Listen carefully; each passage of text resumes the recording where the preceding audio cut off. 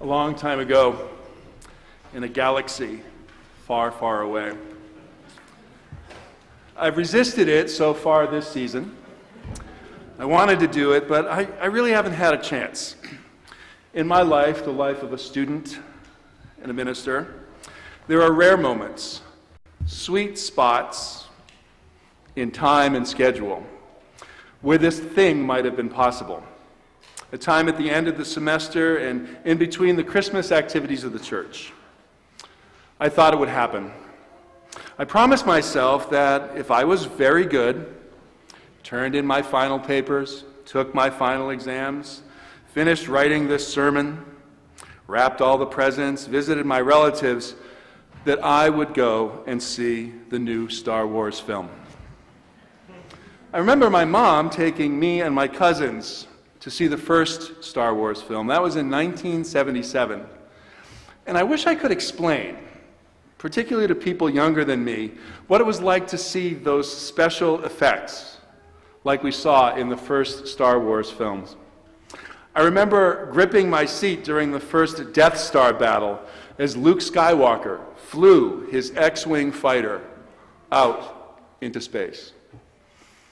Then there were these outrageous characters, some human, some animal, some alien, and some who seem perfectly ordinary on the outside, but who are later revealed to have secret connections and hidden majesty.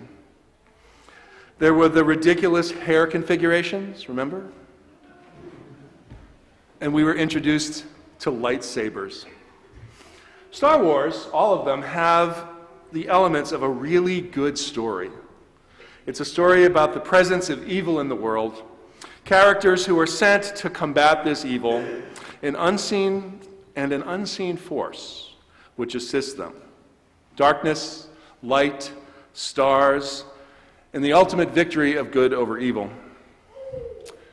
There's another story, a story which brings us here tonight, which takes place in a desert, features things like stars and space, and good guys and bad guys, and redemption and innocence, a flight from oppressors, wise elders, and a force never seen, but ever present and ever good, impossible to fully comprehend.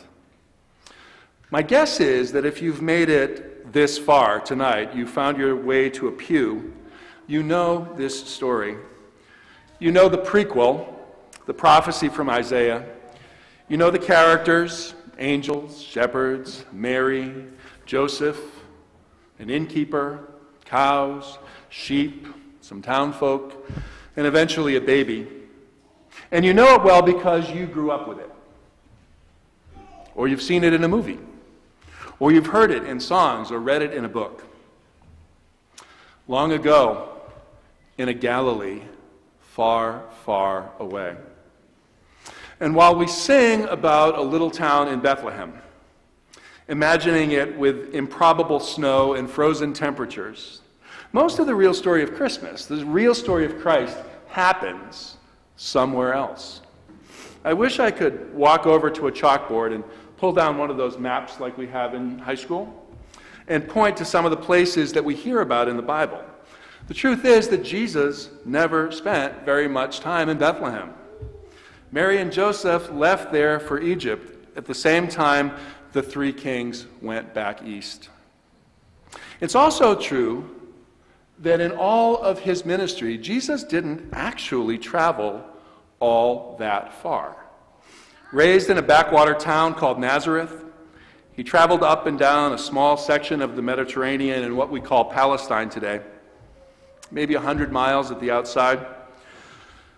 The possibilities for travel on foot or in a boat and in a camel or on a camel prevented a widespread journey for Jesus. In this limited geographical space, in a very short time of about 3 years, Jesus performed miracles, Jesus healed people, cast out evil, taught and preached and fed and washed. Jesus, Son of God, the Word made flesh, dwelling on earth. The work of spreading the gospel far and wide was left to the disciples and their descendants. People like the Apostle Paul were the people that went out and did all of that work. Consider this, however. In another sense, Jesus really did travel. Jesus continues to travel. Jesus, fully human and fully divine, travels with us today. The Bible has been translated into over 2,500 languages. Christianity, the faith of the followers of Jesus, is found in every corner of the globe. The good news of Jesus continues here, 2,000 years later. Christ continues to shape and inspire the world in which we live. The Christian church around the world is the largest social service agency anywhere, doing much good for many millions of people. None of what we know as Christianity today, little of what we know as life today, would exist as it is without the story of a babe wrapped in swaddling clothes and lying in a manger. Isaiah foretold it. Luke wrote it down. Jesus lived and died it. Christians inherited it, and we continue to proclaim it here tonight. It's a great story. And a great story comes with great questions. And here's a great question. Now, what do we do with it?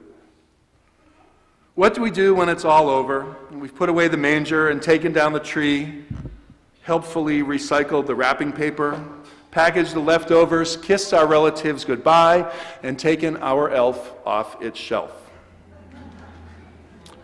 I don't have the words, but hear these words by Howard Thurman, who was a prominent African-American author, philosopher, theologian, educator, and prophetic preacher. When the song of the angels is stilled, when the star in the sky is gone, when the kings and princes are home, when the shepherds are back with their flock, the real work of Christmas begins. To find the lost, to heal the broken, to feed the hungry, to release the prisoner, to rebuild the nations, to bring peace among people, to make music in the heart. Friends, I'm not sure what brought you here tonight. Is this the church you grew up in? Did you come here with your family? Is this a day of holy obligation? I have to go on Christmas Eve and Easter. Are you in town visiting relatives? Did you fly in from the North Pole? Did you fly in from North Dakota? Did you come with your voice or an instrument that you hold, or the good news of an impending birth? Did you come to hear the stories and sing the carols? Were you in the drive-thru at Dunkin' Donuts and you saw the lights and you said, "I'll come in"? Did you hear about the punch and cookies downstairs? Each of us has their own reasons for wanting to be gathered here in this space, in this beloved community tonight. Whatever those reasons are, we're glad you're here. We feel honored by your presence. We are excited to tell you the story with words and music. And we wish you and yours a blessed and holy Christmas and New Year. Amen.